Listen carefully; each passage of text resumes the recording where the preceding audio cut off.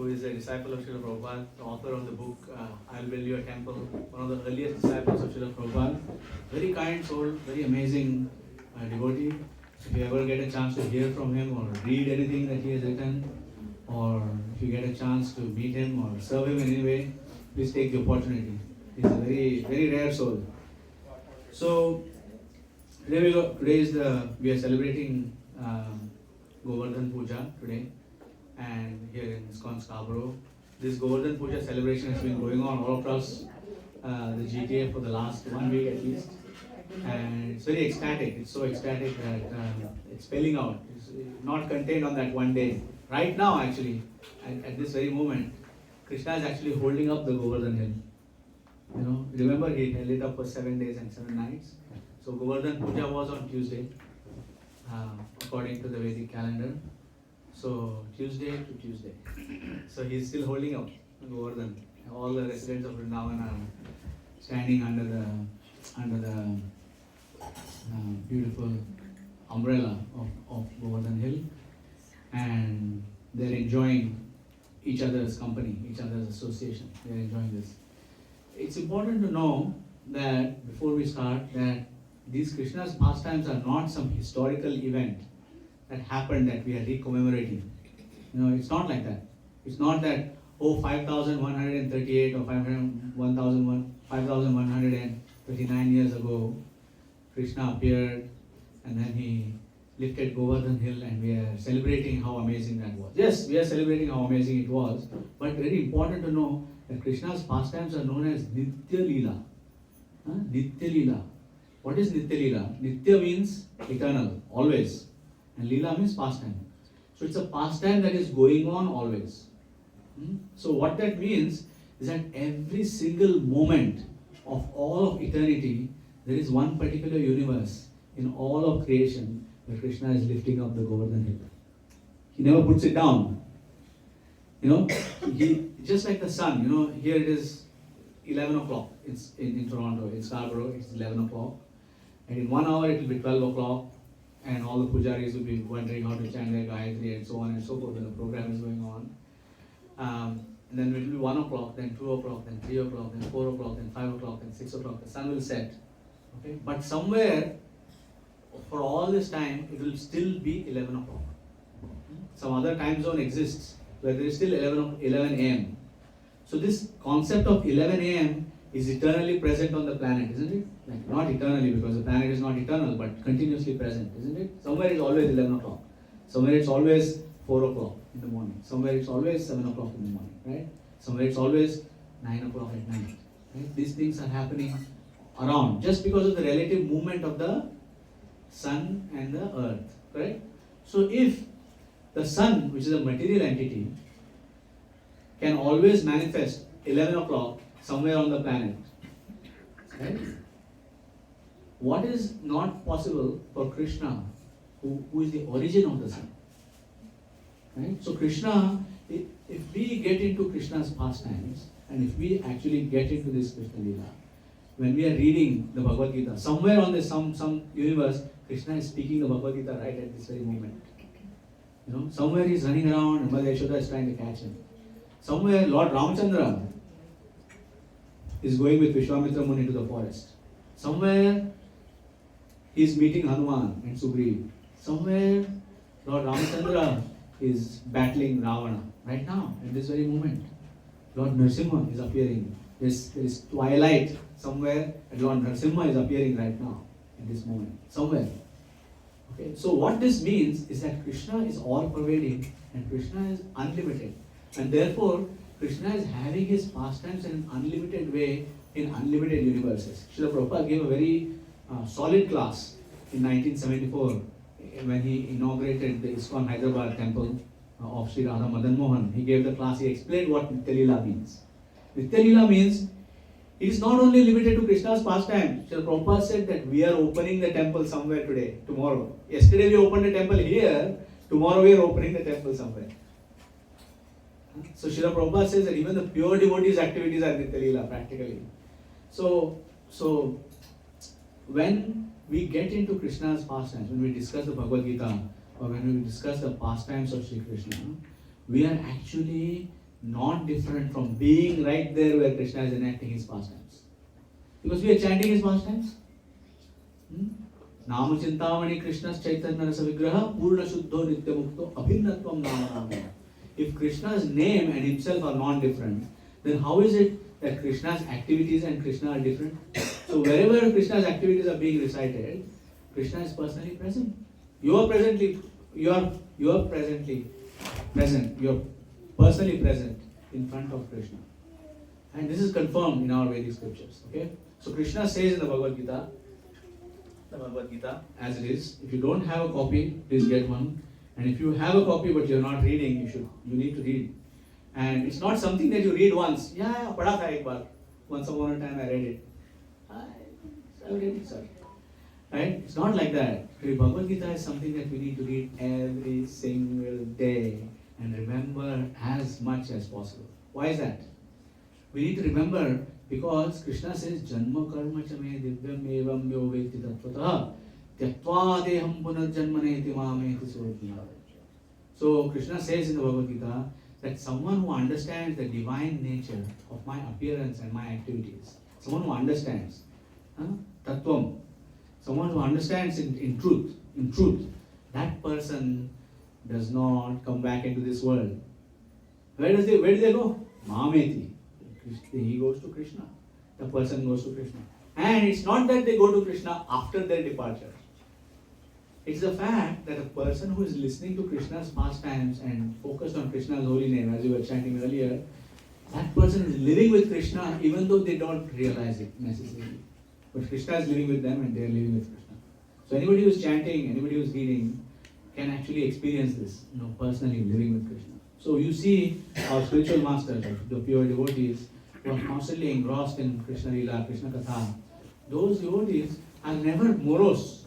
They're always jolly and they're always excited what is going to happen next because they know that they are with Krishna. And anybody who is with Krishna, there's never a dull moment in their lives. So therefore, this Govardhan Lila that is happening here in Scarborough is not some commemoration of an event that happened 5,000 years ago. Right now, this pastime is happening in some universe. And Indradyumna Swami Maharaj says that when a living entity is perfected in their services, right, then they take one more material birth. One more material birth. But in that material birth, you know where they go to? They go to the specific universe and the specific planet where Krishna or one of his expansions is having their pastimes. So they go there and they get trained up in their Nitya Seva. There is Nitya Leela, Krishna is Nitya Leela, and our job is what? Nitya Seva. And Krishna's Nitya Seva, the living entity gets trained in that. If you're a cowherd boy, then you get trained as a cowherd boy. If you're a cow, you get trained as a cow. You get to live that, you get to experience that. If you're a blade of grass, then you know what is the etiquette of being the blade of grass in Vrindavan. When Krishna is present personally. And it's not just Krishna in his original appearance as Krishna, the Supreme Personality of Godhead. It applies to Lord Ramachandra. Can you imagine that Bharat, the brother of Lord Ramachandra, has many associates of his own? Devotees. Because Bharat is also a personality of Godhead. Vasudev, Sankarshan, Pradyumna, Aniruddha, they are the four. Right? That is Ram, Lakshmana, Bharat and Shatrugna are basically them. So they each have their associates. And their associates have their associates. And it's unlimited. Vaikuntha is populated by unlimited, pure-hearted living entities. And so anybody who lives in that, in a pastime, in Krishna's pastimes, actually goes back home to Krishna. Because Krishna says that Krishna is not lying. You can trust everybody else? No. But you can trust Krishna. Definitely. When Krishna says, Janma karma chame divyam evam yo vetti tatpataha tyaktva deham punarjanmanaiti mameti sortana. This is true. This is a fact. Okay? So, we should not have any reason. There is no reason to doubt this statement. Right? There's no ambiguity here in this statement. Right? So, Therefore, when we study this Govardhan Lila pastime, we understand very deep truths about Krishna. We understand deep truths about ourselves. We understand there's a very important process of cleansing that happens. Rupanuga Prabhu, who is also one of my teachers, I've had many teachers. Dull students need many teachers. So many teachers, and Rupanuga Prabhu, actually he told us one story when we were studying the Bhagavad Gita in his basement for 5 years. Okay, every Friday night. So he said that once upon a time there was a little boy, and every time he came to, as he was growing up, right from his toddler days to his to his adolescence and becoming a teenager and becoming a young man, basically, his grandfather would tell him katha from the Ramayana, Mahabhagavat, from Bhagavat and so on. His grandfather would teach him these stories. And little children like stories very much, right? You can tell them stories and they will never stop hearing. But as they start growing up, they're like, what's new? I want a new story. Tell me something new. Because their consciousness is not yet fully purified. They don't understand the newness in that story yet. But anyways, so he says, what is the point of all of this? He asked his grandfather, why should I listen to all these stories? Why should I hear these stories? He says, because it's very good for you, that's why. And it's good for me too. The person who is speaking as well as the person who is hearing both benefit. He says, no, I don't think I'm getting any benefit from this, so I think I'm going to stop. He said, okay, my dear grandson, before you stop, you please do one thing. Okay, you take this basket, right? This basket, and go and fetch me some water. Now the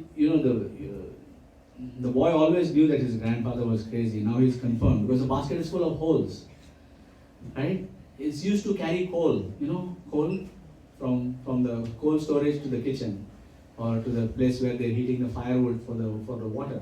So, they're using that for that. And this grandfather is telling him to get the water in this coal basket.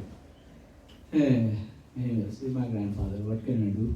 So he goes to the nearby reservoir of water and he collects the water. Before he comes, the water is gone. There's no water left. It's full of holes, right? There's nothing. He comes back and he says, "Oh, you didn't get much water." He says. His grandfather says, "Okay, go and try again." So this young man, out of love for his grandfather, he goes again and comes back. He does that a few times, and he says, and finally he comes. He throws the basket in front of his grandfather and says, "I'm not doing this crazy stuff. This is just as crazy as those stories that you've been telling me. Right? I'm not doing this stuff anymore. I don't want to hear all of this stuff." He says, why are you frustrated? His grandfather asked. "What do you mean why I'm frustrated? You told me to get water. You gave me this basket. I have tried a dozen times. I've brought no water back. Just going up and down like a fool. What is this?" He says. So the grandfather says, "Well, maybe you didn't get any water, right? Because you didn't retain anything because of the holes, okay? But look at that basket." The boy looks at the basket. What's with the basket? He says, "Do you remember how it looked like before?" He says. So the basket was used to carry coal. When something comes in contact with coal, what does that thing look like? Black. But because of this constant flushing of the water a dozen times, it had actually become clean. So then the young man got the point that his grandfather was trying to make. It doesn't matter. People might say, some devotees complain to me and say, "I don't remember anything, Prabhu. I read a lot, but I don't remember anything." It doesn't matter if you don't remember. It doesn't matter if you can't recollect. It doesn't matter if you're not able to eloquently tell these stories to other people. Right? It doesn't matter. Every time you come in contact with Krishna, it is just like coming in contact with Mother Ganga. Because why is Mother Ganga pure? Because she is touched with the lotus feet of Lord Vamanadev. And that is why she is pure. Right? That is why Lord Shiva holds her on his head. That is why Mother Ganga is pure. So if Adi Shankaracharya says that if Mother Ganga is pure because she has touched the lotus feet of Krishna, then how much more pure is Bhagavad Gita, who has come touch the lotus mouth? It's come from the mouth of Lord Shri Krishna.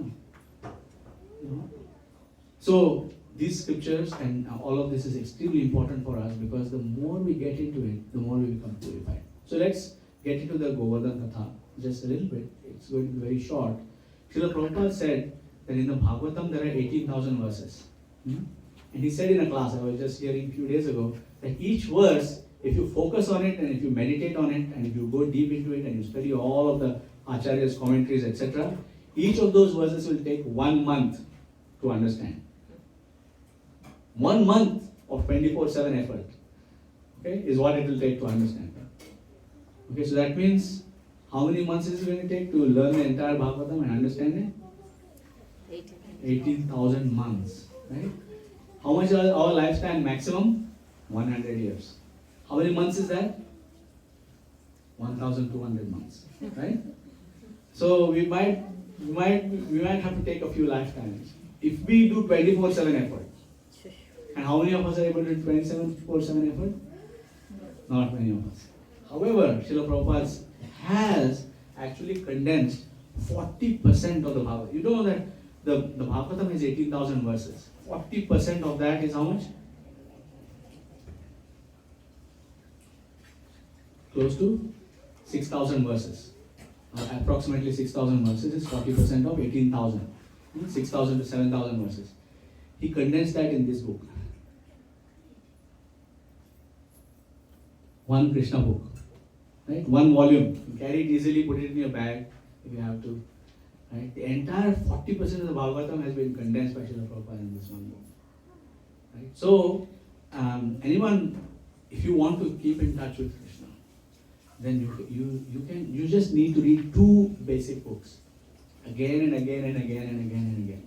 You need to read the Bhagavad Gita because the Bhagavad Gita helps to understand the Tattva. Right? And then you need to read the Krishna book because the Krishna book helps you to understand the application of that Tattva. Because you see Krishna in action and all of his devotees in action, you see all their behaviors inside this book. And I have read the Krishna book many times before, just as I have read the Bhagavad Gita before, but I have not gotten to the bottom of it. In other words, I have not felt like, okay, now I have understood this. I have not. This is 20 plus years and I have not. Okay? So, therefore, we are going to read a very small chapter from this Krishna book, which is chapter 26, Wonderful Krishna. And this is a discussion amongst the Brajvasis about Krishna. Okay? Are we good? Everything is good? Okay. So, just a quick background. What happened was that the Brajvasis were worshipping Indra every year because they are cowherd people and they are farmers. So for them, rain is very important. Indra is one of the demigods in the cosmic administration. He's like one of the big controllers. And he's in charge of distributing rain everywhere, all across the universe. Not just on this planet, but all across the universe. So, Indra is used to receiving the yajna. That's how they get their nourishment, by the way. So, in the Bhagavad Gita, Krishna says that go thou forth, take all these yajnas, and the human beings, you offer the yajna to the demigods, you offer your blessings in return back to the both of you together, parasparam, like you can perform this service, and both of you will be happy. And Krishna says in the Bhagavad Gita. So that's what has been going on for a long time. And then Krishna, he wants to teach a lesson. Every single action of Krishna is highly, highly significant. So every time Krishna does something, when you observe it from different angles, you see how many different things he's doing by doing just one thing. Right? Krishna is like that. What to speak of Krishna? Prabhupada is like that. Like, if you have heard Srila Prabhupada's Memories, it's a DVD series that follows Srila Prabhupada. So Srila Prabhupada is giving a class, or he's walking from some place to some place, or he's meeting some dignitary, or he's receiving some disciples, or giving initiation. Whatever is happening during that time when the recording is happening, and it comes in different soundtracks. It's one video, but many different soundtracks. Right? So the first one of the soundtracks is Kirtan. Srila Prabhupada is chanting Kirtan. So now you can do Prabhupada's Smaranam. Right? Another thing that happens is that Prabhupada is giving the class, and the actual audio that was happening at that time, that will be happening at that time. Right? You can hear that. Another class is that you can actually hear the memories of the people who were in that scene. Other devotees who were in that scene. Yeah, Srila Prabhupada. Srila Prabhupada ki? Yeah. So, and you observe that each person was having a unique personal interaction with Srila Prabhupada at that moment. And you see, okay, I don't see all of this stuff happening in the video, but you can see that this interaction was actually happening because it's their experience, their personal experience. So similarly, if the Srila Prabhupada is a pure devotee of Krishna, if he can have so many different simultaneous interactions at the same time, you can imagine how many different interactions Krishna is having, during this time. So what has happened is Indra is used to receiving this yajna. Krishna stops this yajna. His arguments are just amazingly delightful. When a child starts arguing, whether or not their argument is sound or not, it's very difficult for an elder to counter that argument, isn't it? It's very difficult. It's very difficult to tell the child, right? No, it's not right. It's very difficult. Parents, grandparents especially, once the child starts explaining something, even if the explanation does not make sense, it's difficult for the parent or grandparent to counter that. So especially when Krishna's arguments are perfect, right? So Krishna uses every trick in the book essentially to convince Nanda Maharaj not to perform the Indra Yajna. So instead of the Indra Yajna, what should we do? We will worship Govardhan. Govardhan, is an expansion of Krishna. So he convinces them not to perform the Indra Yajna, to perform the Govardhan Puja instead. So they perform the Govardhan Puja and we'll be doing the Govardhan Puja in a similar way, on a slightly smaller scale. I don't see 900,000 cows, I don't see the millions of Brajvasis, but they are here, okay? And we are participating. We are one tiny little contingent in that gigantic celebration. Okay, so they're performing the Govardhan Puja. They perform the Govardhan Puja, and after the Govardhan Puja, Indra hears that I have not got my taxes. I was supposed to get my taxes, and I did not get my taxes. These Brajvasis are out of their mind, and they're listening to this little boy Krishna, and momentarily, just like Arjuna forgot that he is the eternal spirit. Everything in the Bhagavad Gita is not for Arjuna. We know that he's his sakha. Arjuna is his friend. He doesn't need that instruction, right? But temporarily, it so happened that he forgot, quote unquote, forgot. Similarly, Indra also forgot. So everybody in the Bhagavatam, by the way, we should be very careful not to blaspheme the personalities in the Bhagavatam. Whether they have performed the most abominable action, should not blaspheme them. Whether it's Ashwatthama, or whether it is Chaubari Muni, or anybody mentioned in the Bhagavatam, do not blaspheme them because they are direct personal associates of Krishna. Who is the Bhagavatam? Bhagavatam is Krishna. In the Bhagavatam, these personalities are mentioned, right? Who is mentioned there? Only associates of Krishna, right? Even Hiranyakashipu in the Bhagavad Gita, it says Shri Hiranyakashipu Vacha.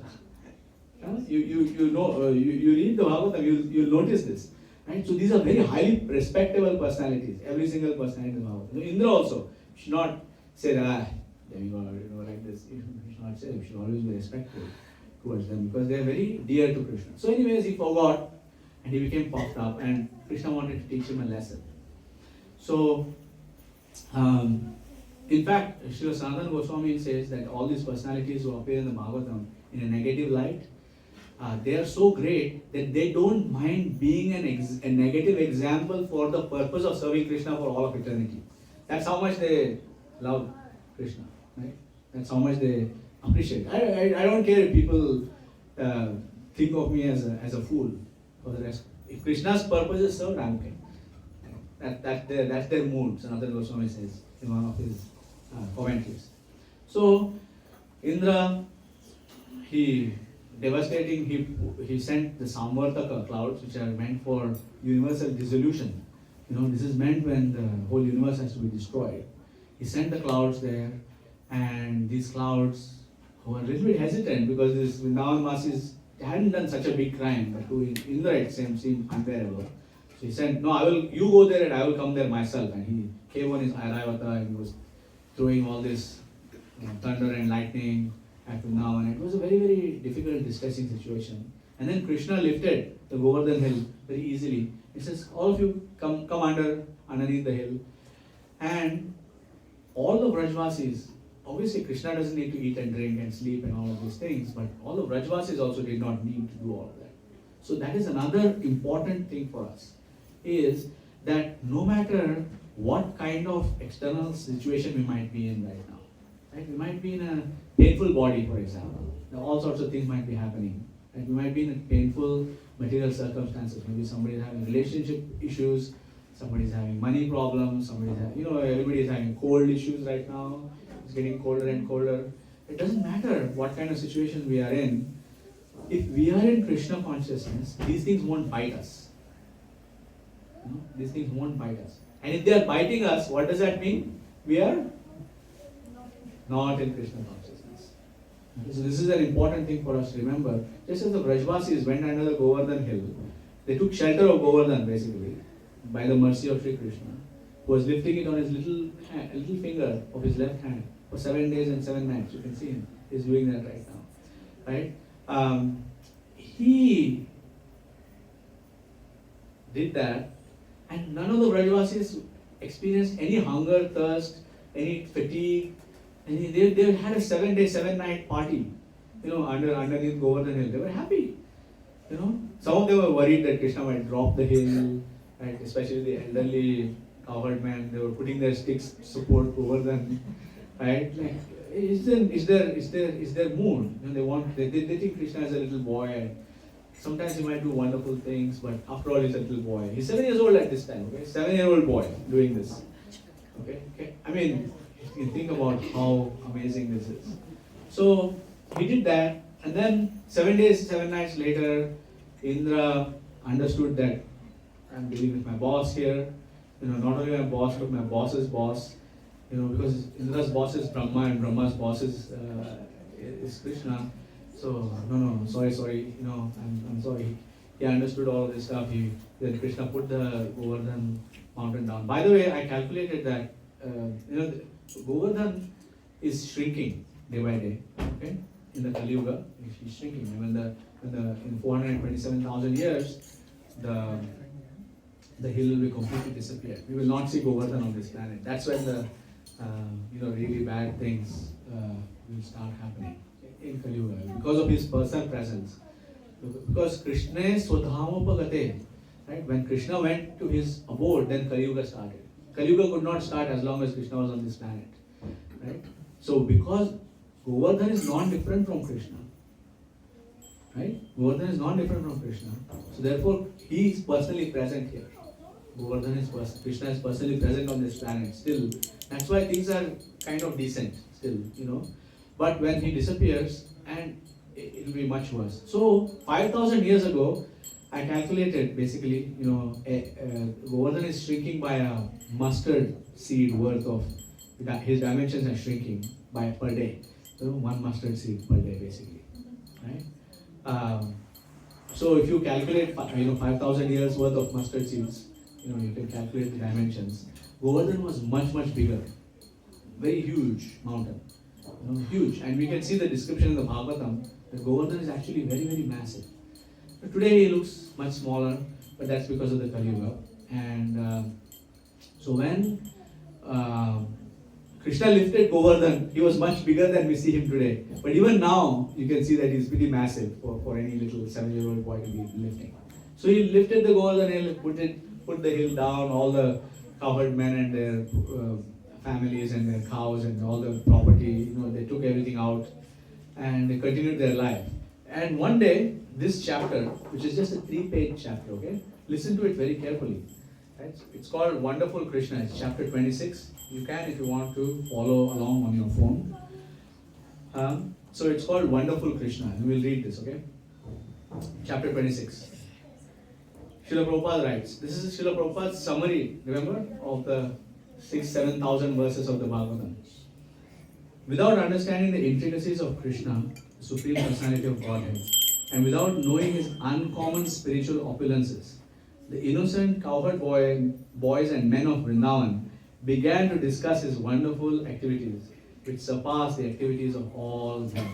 Okay, we sing the Damodar Ashtakam every day, during Kartik. If you look at the meaning of the Damodar Ashtakam, it says Krishna wants to show that those who are in pure love, no fear, no distance, just pure love, that is what Krishna prefers. Of course, it cannot be imitated.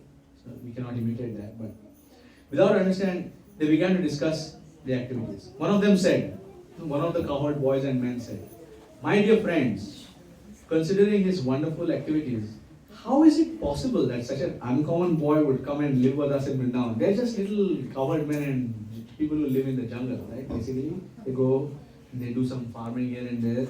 How is it possible?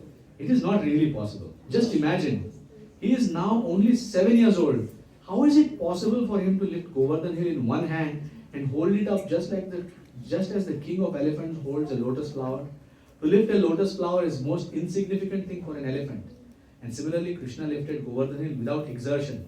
When he was simply a small baby and could not even see properly, little children cannot see properly for some time, he killed a great demon Putana. While sucking her breast, he also sucked out her life air. Krishna killed the Putana demon exactly as eternal time kills a living entity in due course. When he was only 3 months old, he was sleeping underneath a hand-driven cart, being hungry for his mother's breast. He began to cry and throw his legs upward, and from the kicking of his small feet, the cart immediately broke apart and fell to pieces. When he was only a year old, he was carried away by the Trinavata demon disguised as a whirlwind. And although he was taken very high in the sky, he simply hung on the neck of the demon and forced him to fall from the sky and immediately die. So this chapter is especially great, chapter 26, because you get to visit all of Krishna's pastimes in about 3 pages. And these are Srila Prabhupada's words, right? So we know that the Bhagavatam is sweet, and the Bhagavatam told by Shukadeva Goswami is even sweeter because it has touched his lotus mouth. And now we are experiencing Srila Prabhupada's sweetness also in addition to this. And Srila Prabhupada is including the sweetness of all the previous acharyas between Shukadeva Goswami and himself into this. Just 3 pages, right? 3 pages. It might take just 5 minutes to read this entire chapter, right? Because we read so much, right? We read so much every day. So, once his mother, being disturbed by his stealing butter, tied him to a wooden mortar, and the child pulled it toward a pair of trees known as Yamalarjuna and caused them to fall. Once, when he was engaged in tending the calves in the forest along with his elder brother Balram, a demon named Bakasura appeared, and Krishna at once bifurcated the demon's beak. When the demon known as Vatsasura entered among the calves tended by Krishna with a desire to kill him, he immediately detected the demon, killed him and threw him into a tree. When Krishna along with his brother Balram entered the Talavan forest, the demon known as Dhenukasur in the shape of an ass attacked them and was immediately killed by Balram, who caught his hind legs and threw him into a palm tree. Although the Dhenukasura demon was assisted by his cohorts, also in the shape of asses, all were killed, and the Talavan forest was then opened for the use of animals and inhabitants of Vrindavan. What I wanted to just mention here is that each of the sentences in this chapter is basically worth about like a few days worth of meditation at least. Each of these sentences, there's so much packed into these sentences that when you sit down and you recollect that, like how cows, they go into the field and they quickly grab all the grass, right? They cut the grass and they chew it and they bring it in. And then when they come back and they are sitting down relaxing, they are they're chewing it again, right? They're chewing it again. So that's what we are meant to do. The reason we are meant to read so much so that we can remember and bring it back and just think about it and reflect on this.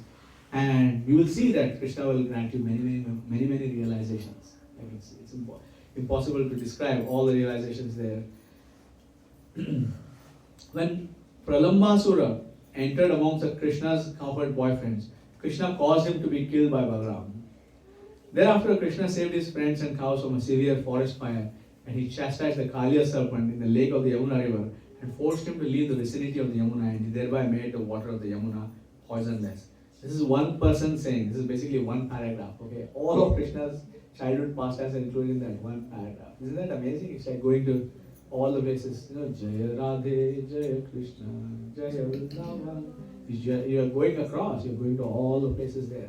In your mind, you're offering a pradakshina, you're going on parikrama there.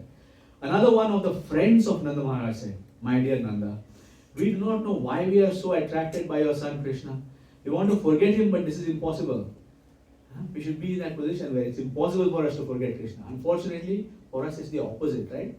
It's impossible for us to remember Krishna. It's very difficult. We have to try so hard. That's why Srila Prabhupada said 16 rounds. Otherwise, 16 rounds is nothing. Right? For a person who is never forgetting Krishna, what is 16 rounds? Right? So, here we are. Why are we so naturally affectionate toward Him? Just imagine how wonderful it is. And the answer is given in the Bhagavatam, by the way. In the Krishna book, the answer is given. Why the pure devotee is attracted to Krishna more than they are attracted to their own family members. And there's a one-line answer, which is that we are attracted to everything because that thing belongs to us. It's related to us, right? So, and we think that we have this body. So, I'm attached to this piece of clothing because it covers my body and keeps it warm, right? I'm attached to some pair of shoes or some whatever article that I use because it helps me, my body, right? I'm attached to my family members because they are byproducts of my family, right? I'm attached to their objects because that's the connection. But when a person realizes that I am a spirit soul, then who is spirit soul? Spirit soul is Mamayavamsho Jiva Loke Jiva Bhuta Sanatana. He is Krishna's Mamayamsho, part and parcel, cannot be separated. So then, if I am a part and parcel of Krishna, how can I forget Krishna? So that is why the pure devotee can never forget Krishna, because they know that for sure, that they are Krishna's. Okay, so on one hand, just imagine how wonderful it is. On one hand, he's only a boy of 7 years. On the other hand, there's a huge hill like Govardhan hill, and he lifted it so easily. Oh, Nanda Maharaj, we are now in great doubt. Here is his realization, okay? This is the power of their love, okay? Your son, Krishna, must be one of the demigods. He must be one of the demigods. He is not at all an ordinary boy. Maybe he's a supreme personality of Godhead. He's thinking that he might be Narayan. He might be just Narayan. You never know. This boy is too wonderful. He's getting that here, but the curtain will get pulled back and he will lose that knowledge very soon. On hearing the praises of the cowherd man in Vrindavan, King Nanda said, "My dear friends, in reply to you, I can simply present the statement of Garga Muni so that your doubts may be cleared. When he came to perform the name-giving ceremony, he said that this boy descends in different periods of time, in different colors, and at this time he has appeared in Vrindavan in a blackish color known as Krishna. Previously he had a white color, then a red color, then a yellow color. He also said that this boy was once the son of Vasudeva, and everyone who knows of his previous birth calls him Vasudeva." Nanda Maharaj knows all of this stuff theoretically, but he won't stop Krishna when Krishna is carrying his shoes on top of his head. Right? Nanda Maharaj's shoes is carrying on top, but he won't stop him because that's his love. He's my son. He needs to learn how to serve his father. That's how his attitude is. Actually, we have just 2 paragraphs left to finish this. Okay. Actually, he said that my son has many varieties of names according to his different qualities and activities. And Bhattacharya assured me that this boy would be all auspicious for my family and that he would be able to give transcendental blissful pleasure to all the cowherd men and cows in Vrindavan. Even though we would be put into various kinds of difficulties, by the grace of this boy, we would be very easily freed from them. This is an important point for us, that when you remember Krishna, there is no difficulty. The difficulty only is when I forget Krishna. And this unfortunately happens too often, but this is the purpose of the International Society for Krishna Consciousness. This is why Srila Prabhupada has come to the West and taken all this trouble to help us to remember Krishna. Because by remembering Krishna, all problems are removed. He also said that formerly, this boy saved the world from an unregulated condition, and he saved all honest men from the hands of the dishonest thieves. He also said that any fortunate man, here is the blessing that Nanda Maharaj is giving. Garga Muni is giving, but Nanda Maharaj is giving to us, that Srila Prabhupada is passing down to us. Okay? Note this sentence. He also said that any fortunate man who becomes attached to this boy, Krishna, is never vanquished or defeated by his enemy. What is our enemy? Our forgetfulness of Krishna is our enemy. Maya is our friend. she's kicking us in the backside every time we forget Krishna. Right? Maya is a great, otherwise you would just forget and remain forgotten, right? But very important. Krishna says in the Bhagavad Gita, Kaunteya pratijanihi name bhakta pranashati. My devotee is never vanquished.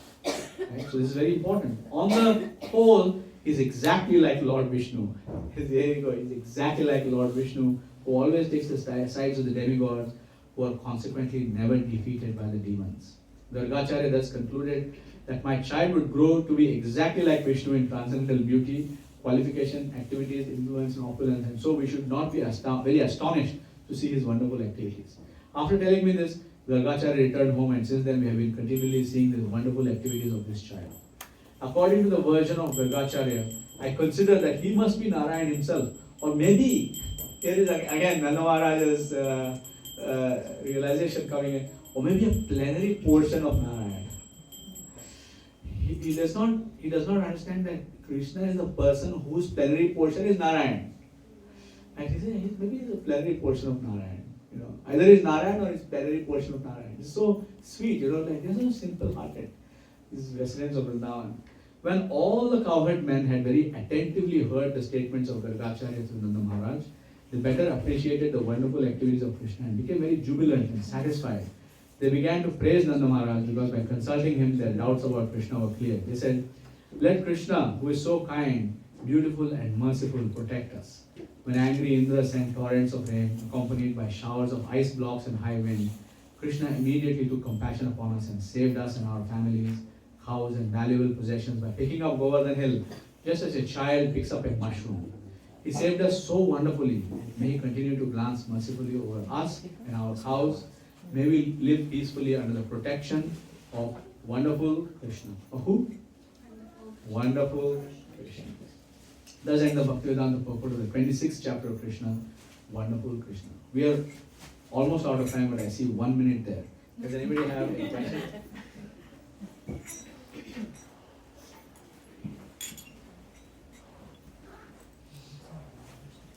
Any comment? Yes, Prabhu. What exactly is the definition of plenary portion? Plenary portion means, Srila Prabhupada explains this in terms of a parliament. Like you have a parliament, which is a full house of all the elected representatives of a country, right? So sometimes, let's say there are 500 people in the parliament, for example, right? So if there are 500 people in the parliament, not all 500 people can attend every meeting on every topic, isn't it? So they make a parliamentary committee to discuss a particular thing. Suppose they want to discuss, I don't know, some war going on somewhere. Then maybe they will pick 20 people from that 500 people. They will, each party and everybody, all the leaders will say, it's my representative to discuss this topic. And then they will meet and they will present a report and a conclusion will be presented to the full parliament, which will be accepted as if all 500 people did it. Right? So in other words, when we say that Narayan is an expansion of Krishna, it is not to be understood that Narayan is any less than Krishna. Plenary means full power is there. Like Deepa Chire Vahidashanda Ramapyupetya Deepayate Vivritahetu Samana Dharma Yastadrige Vahicha Vishnu Taya Vibhati Govindamadi Purusham Namaham Bhajami. Once you light the lamps, like we will light the lamps, which lamp lit which lamp, it won't even make a difference because all the lamps have equal brightness. Right? So similarly, we know that Krishna has certain special qualities that the other expansions don't have, but Krishna can manifest himself through those expansions. Like for example, in Krishna Lila, you know that Krishna hid himself from the gopis just before the Ras Lila. He hid himself from the gopis, and the gopis were searching for him, and the intense searching for Krishna was so heartbreaking that Krishna could not resist appearing first as Narayan in the forest. It's there in the Krishna book. How Krishna appeared as Narayan. And then the gopis were not interested in Narayan. Though Narayan was in front of them, Right? Every other living entity would be crazy to see Narayan in front of them. Like they would go completely berserk. But they were so intensely searching for Krishna that Krishna could not hold his Narayan form. He could not hold it. Krishna manifested. So like that, any form of Krishna can manifest any form of Krishna according to his desire. And according to the intensity of the love of the devotees. So we know in the Mahaprakash Leela of Sri Chaitanya Mahaprabhu, that Chaitanya Mahaprabhu manifested all the different forms of the Lord according to the devotees' feeling of attraction. He showed himself in Narasimha, Varaha, Vaman. He showed every single incarnation. As Lord Ramchandra, every single incarnation he showed. Right? That was according to the devotees who were present there. So similarly, that's what plenary means. That it's full power. Thank you. Prabhu, there's one more question, but I don't think we'll have time. But later I will come back to you and ask. We have 2 minutes. Prabhu, that story about how Govardhan is becoming, like how there's this rishi who was wanting this. Do you know that story, Prabhu? I forget. How I do. Placed the mountain down. Then he was not supposed to do. Can you kind of refresh my memory? It's actually very similar to the deity of Ranganatha Swami. Yeah. It's very similar to that. So essentially, Govardhan wants to be wherever Krishna's pastimes are going to be manifested. So for example, let's say Krishna is going to appear on a particular planet. Then all of Krishna's places of pastime, all of Krishna's associates, all of Krishna's paraphernalia, entourage, everything manifest there in time for Krishna to have his pastime. It's like, let's say we are all part of a drama troupe, right? So, and then there is some superstar among the drama troupe, right, who is coming. Superstar just comes, performs their 5-minute role and goes, right? But before that, the cast is there and they have set up everything. They have set up the stage perfectly well. They have decorated everything. All the people are playing their roles. The superstar is coming, playing their role and going, right? Whether he or she, whatever it might be, right? So it's just similar to that. When Giri Govardhan was a little boy, mountain boy, he was very attractive, and his descriptions are given how his hills were flowing constantly with water, how there were beautiful trees and chirping birds and beautiful breezes blowing on Govardhan. So I must admit, I've forgotten the details right now at this moment, but there's this rishi who wanted to meditate, who wanted an ashram, and he said, my ashram would be perfect in Govardhan.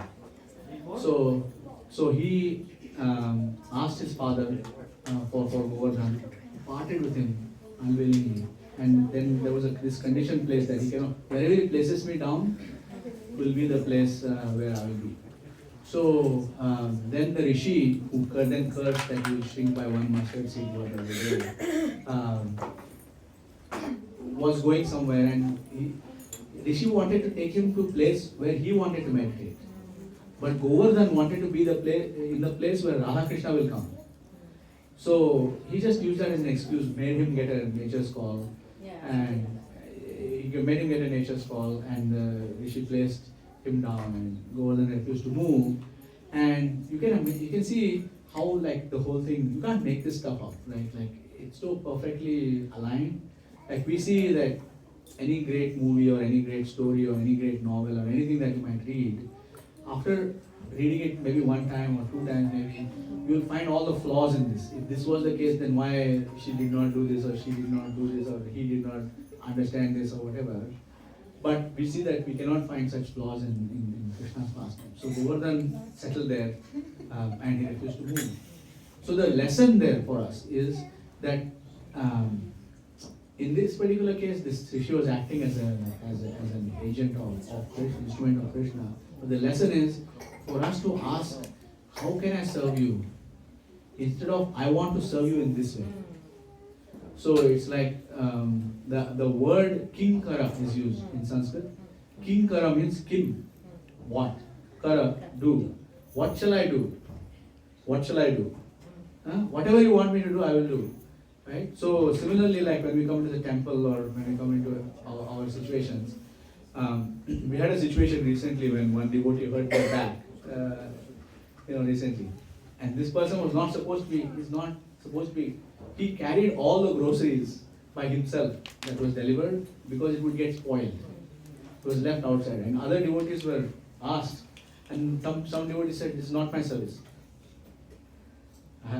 So what we can understand from that pastime is that the rishi wanted to take Govardhan to his meditation place. Instead of that, in that case it was a leela, but in our case we should be like, "My dear Girigiraj Govardhan, okay, what can I do for you? How can I assist you? You please inspire me," like that. So I'm pretty sure I'll find out the exact. If it was Agastya Rishis. I will find out and let you know. I will find out and let you know. Agastya Pulastana. I will find out more details on it. Thank you. Okay? Thank you, Mata. Thank you. Giriraj Govardhan ki Jai! Srila Prabhupada ki Jai! Wake up.